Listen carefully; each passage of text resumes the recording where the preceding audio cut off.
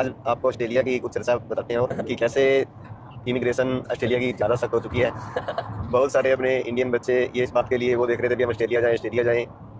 तो उन सभी एजेंटों के लिए बहुत तगड़ा ऑस्ट्रेलिया इमिग्रेशन ने दिया है। अब अभी 23 अप्रैल को यहाँ का एक जाना माना बहुत बड़ा एजेंट जो कि एक पूरा ऑस्ट्रेलिया के अंदर छाया हुआ है, हर जगह उनके ऑफिस है, उसको भी एक ऑस्ट्रेलिया इमिग्रेशन ने झटका दे दिया। एक बार के लिए तो उनकी फेसबुक पे, व्हाट्सएप पे, इंस्टाग्राम पे सब जगह उनकी न्यूज़ चल रही है 23 तारीख से ही कि उसका इमिग्रेशन ने 5 साल के लिए लाइसेंस कैंसिल कर दिया। उनकी भी हमने वीडियो सुनी थी कि क्या कारण है, किस प्रकार से। तो अब इमिग्रेशन इतनी तेज़ हो चुकी है कि वो क्या देख रही है कि आपने जो फाइल लगाई है बच्चों की ऑस्ट्रेलिया आने के लिए, उसके अंदर क्या लगाया है। स्टेशन की तरफ से कागज़ आया, नोटिस आया कि आप उन 32 फाइलों के हमें डॉक्यूमेंट्स प्रोवाइड करवाओ कि आपने ये क्या क्या लगाया। जब उन्होंने वो डॉक्यूमेंट्स प्रोवाइड करवाए उनको, तो इमिग्रेशन उनसे संतुष्ट नहीं हुआ। संतुष्ट ना होने करके उन्होंने कहा कि उनका लाइसेंस उन्होंने रद्द कर दिया। अब आप ये देखिए कि एक जाना माना एजेंट जो कि पूरे ऑस्ट्रेलिया के अंदर जो भी कोई फाइल के बारे में बात करता है लगाने के लिए, तो सीधा गाबा के नाम से ना बाजवा एजेंट है कि यहाँ से, जो कि पूरे उसमें है, पूरे ऑस्ट्रेलिया में उनके सभी जगह ऑफिस बने हुए हैं। तो कोई भी सबसे पहली चॉइस करेगा तो बाजवा के पास जाने की पहली चॉइस रखता है जाने की। तो उसके लिए भी इमिग्रेशन ने इतना बड़ा झटका दिखाया, लाइसेंस रद्द करने तक का काम शुरू किया हुआ है। इतना ज़बरदस्त काम आजकल चल रहा है। इतना खतरनाक टॉपिक ले लेते हैं ना, कंट्रोवर्शियल टॉपिक हो जाता है, लोग पागल हो जाएंगे टॉपिक देख के। नहीं ठीक है, पता लगना चाहिए सबको भी यहाँ भी इस वक्त कितनी सख्ताई चल रही है। नहीं ये इसमें उसकी गलती हो भी सकती है, नहीं भी सकती। हाँ नहीं भी हो सकती है, कोई ये थोड़ी है। हमने तो भाई बताया ना, जो न्यूज़ चल रही है इस टाइम इंस्टाग्राम पे न्यूज़ चल रही है, उसकी गलती नहीं बता रहे ना। उसने तो फाइल लगाई। अब उसने बताया, अपनी उसकी वीडियो भी आई हुई थी उसकी, कि उसने कहा भी मैंने अपने जो डॉक्यूमेंट्स थे वो प्रोवाइड किए, मैंने अपने आंसर प्रोवाइड किए, पर इमिग्रेशन संतुष्ट नहीं हुआ। इमिग्रेशन संतुष्ट नहीं हुआ। अब पर वो ये तो नहीं है ना कि वो गलत कर रहा हाँ है। नहीं वो गलत नहीं कर रहा, वो तो सही कर रहा है अपनी जगह पे। अब तक मान लो इतने फाइलें, इतने लोगों की पीआर करवा चुका है, इतने लोगों को वो ऑस्ट्रेलिया बुला चुका है, कितने बहुत सारे लोग ट्रस्ट करते हैं उसके ऊपर। अब मान लो एक छोटी सी सोचने वाली बात है ना, जिस बंदे से लोग इतना ज़्यादा ट्रस्ट करते हैं, जिसके ऊपर, और जो बंदा पूरे उससे काम कर रहा है, ईमानदारी से भी काम कर रहा है, उसको भी एक इमिग्रेशन झटका दे रही है। एक ये सोचने वाली बात है ना। वही है ना, कोई बंदा मतलब पता क्या बात होती है, जब कोई बंदा हाई पे जाना शुरू हो जाता है ना, तो उसकी चेकिंग होनी शुरू हो जाती है। तो उस पर चेकिंग उन्होंने करी होगी या कुछ ना कुछ उनको थोड़ा बहुत लगा होगा पहले, क्योंकि 5 साल पहले की बात है ना जब उसका वो हुआ था, सीन हुआ था, जो भी हुआ था, तो बताया वीडियो में। हाँ बिल्कुल। बट यही है, चेकिंग तो बड़ी रही है, जब कुछ मर्जी हो। हाँ कुछ भी हो, बहुत ज़्यादा हो जाती है। कुछ तो एक और भी तो है ना, ऑस्ट्रेलिया में अपने जो हरियाणा, पंजाब और गुजरात, इन स्टेटों से जब अपने बच्चे आते हैं ना, तो उनका रोल यही रहता है कि वो कुछ नहीं करते। 6 महीने के लिए किसी भी अच्छी यूनिवर्सिटी के अंदर आएंगे, उसके बाद किसी कॉलेज में भाग जाएंगे या कमाई करने लग जाएंगे, पैसे कमाने लग जाएंगे, पढ़ाई छोड़ देंगे, कोई और कोर्स ले लेंगे। अभी हमने हमारा कम खर्चा और हम पैसा कमाएं। जिसकी नॉलेज 1-1 मिनट की नॉलेज होती है गवर्नमेंट को, ये सोचते हैं कि हमारे बारे में पता लगता। यहाँ तो आपकी डेट ऑफ बर्थ से सब सारा डाटा निकल जाता है, और वो सोचते हैं कि हमने वहाँ से कॉलेज बदल लिया, ये कर लिया, हम पैसा कमा रहे हैं, ये कर रहे हैं। तो गवर्नमेंट को सब पता होता है। इसी कारण से हरियाणा, पंजाब, गुजरात के वीजे बंद होते हैं, इसी कारण से फाइलों में दिक्कत आती है।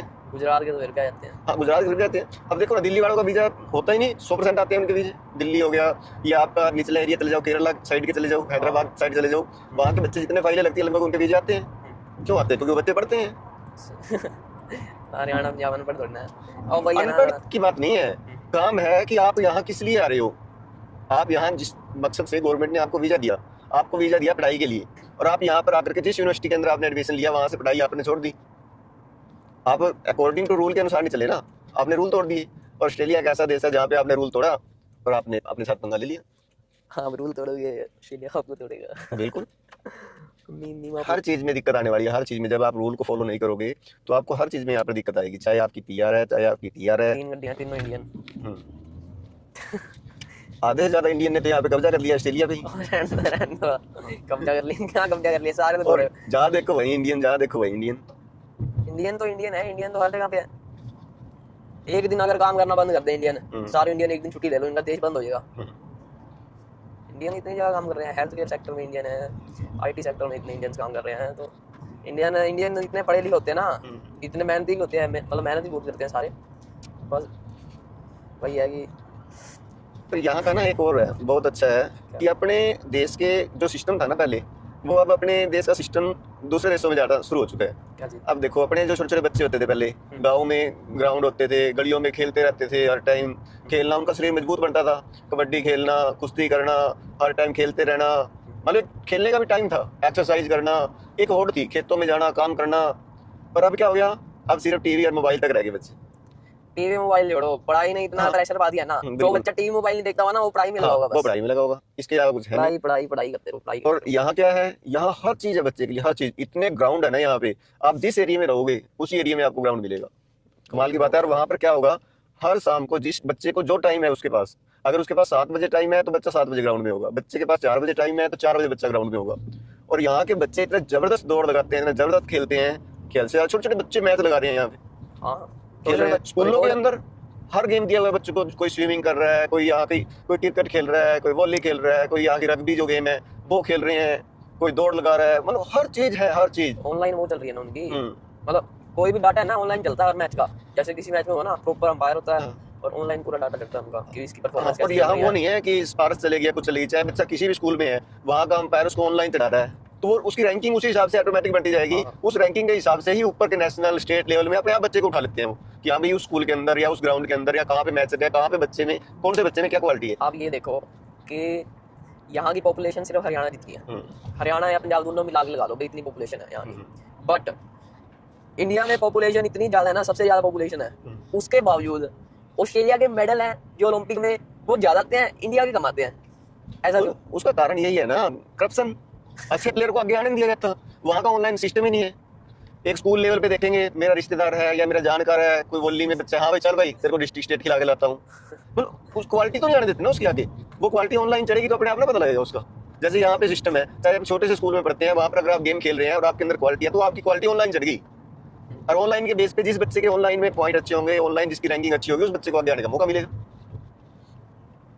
और सबको दिया हुआ है ऑनलाइन, सबका सिस्टम ऑनलाइन चलता है। मेन बात नहीं आ जाती है कि ले दे के सारी बात पता है रिसोर्सेज पे जाके अटकती है। हाँ बिल्कुल। पहली बात स्कूलों में कहीं रिसोर्सेज नहीं अवेलेबल होते, दूसरी बात बच्चा अफोर्ड नहीं कर सकता खेलना भी चाहता है। हाँ बिल्कुल। क्यों? क्योंकि माँ बाप इतना भर नहीं सकते, हाँ, इतना पैसा नहीं वो लगा चाहते हैं कि बच्चा पढ़ ले, कोई जॉब जॉब नौकरी वगैरह कर लेगा, वहाँ लेगा, वो खेल में क्या रखा है, वो यही सोचते हैं।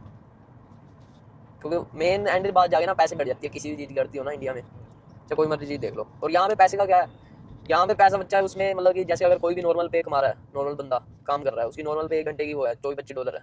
अगर कोई भी काम करता है मिनिमम उसको पे इतनी मिलती है, अगर प्रॉपर उस पे TFN पे और पूरी चीज़ पे काम करता है तो वो है ना, मतलब। और उस 25 रुपए में भी उसका गुजारा चलता है। हाँ 25। अब ये देखो 1 घंटे की पे $25 मिली ना, और 2 घंटे काम किया $50 में उसका हफ्ते का राशन आ जाएगा। बताओ, हफ्ते का राशन 2 घंटा काम 2 करने घंटे काम करने से उसका हफ्ते का राशन आ रहा हफ्ते का राशन आ जाएगा पूरा। है, बताओ। और वहाँ बंदा सारा दिन काम करे तो 1 दिन का राशन बड़ी मुश्किल से काम चलता है उसका। मान लो 1 दिन में 1000 रुपया कमाया उसने, अगर एक बंदा अगर 1 दिन में 1000 रुपया भी कमा लेता है, 1000 रुपये तो मिलते हैं, 700 रुपये दिहाड़ी है सारी इंडिया में। 1 दिन की। हाँ, 1 दिन की 700 रुपये दिहाड़ी है, उसने 700 रुपये सारा दिन में कमाया तो 700 रुपये में उसके घर का गुजारा बड़ी मुश्किल से चलता है। 1 दिन नहीं 2 दिन का काम चला लेगा बस वो जोर मार के। और यहाँ जिस बंदे ने 1 दिन काम कर लिया वो 1 हफ्ता बैठ करके खा सकता है। हाँ 1 दिन 8 घंटे काम किया, 1 दिन 8 घंटे उसने काम कर लिया तो हाँ, पूरा हफ्ता 25 वो घंटे। 200-250 रुपये में सारा हफ्ता बैठ करके अपने घर खा सकता है वो। वही बात देखो, महंगाई की देखो, महंगाई उस हिसाब से देखो ना कि खाने का रेट, पे उतनी है कि भी आप उसमें जीना गुजार सको, अपना काम की पे उतनी सेट हो रखी है कि आप उसने अपना लिविंग वो कर सको।